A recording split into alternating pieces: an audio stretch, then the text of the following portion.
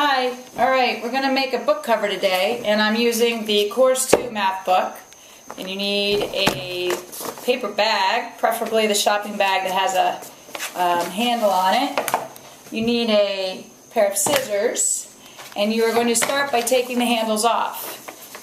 You can also you just start from the bottom and pull up. Start from the edge and pull up. And it might be a little bit rough, but that's fine. If you pull from the other way, it will rip, so I don't recommend that. It'll ruin the bag. Once you're done with that, there's a seam. You want to cut right down the seam. So I have a second one here. It's a Palmer's bag instead of a Whole Foods. So we go local. You find the seam and you just start cutting down the seam all the way to the base.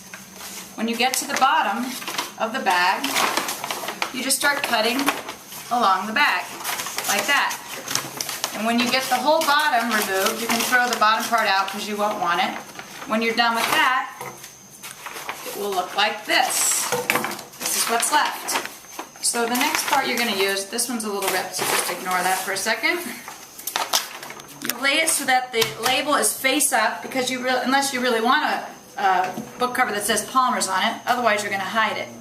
And you're going to line it up so that the edge, well, this one has like the overlap and the glue, so I'm actually going to turn it around to get the other edge. You want about, I don't know, a hand's width, I would say, like 3 or 4 inches, no more than 4 inches, I would say.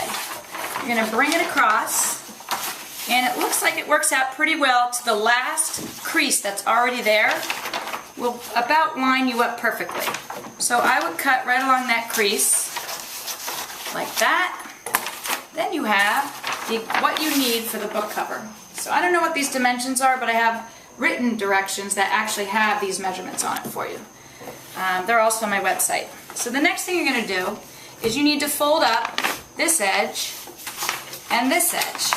And when you fold it up, one side already has a natural crease in it. So I suggest you just go with that. Lay your book on top. And on the other side, you need to make a crease. So I line the book up. I definitely need it to be a hair longer. The paper needs to stick out a little farther. So over here, I make a crease. Slide my book down. I make the same crease there. And then I slide my book down here. I make the same crease up here. So now I have that crease to fold it over. Now, when you fold it over, you end up, well, I'll just stick with this one, with exactly the size you need. So then, you roll it over, and this time you're going to make a crease this way. And then you can actually fold it under to make sure it fits well. Pull tight, flip it over, make a crease this way. Fold it under. Make sure you kind of make a crease there. Now it looks like you're done, but there's only really one more thing you have to do. If you open it, it will just fall off. So you actually need to feed. You see how, let me see if I can show it to you. There's a little bit of a flap on either side. You feed that inside right to the crease, and then you shut it. Make sure it's tight as you want it. Fold it over. There's your crease. You see you already have your crease there? So I open it, and I have to open these up a little bit and feed it in. This side's a little more awkward, but you just gingerly pull it in until you get to that crease that you made. And you're done. That is your book cover.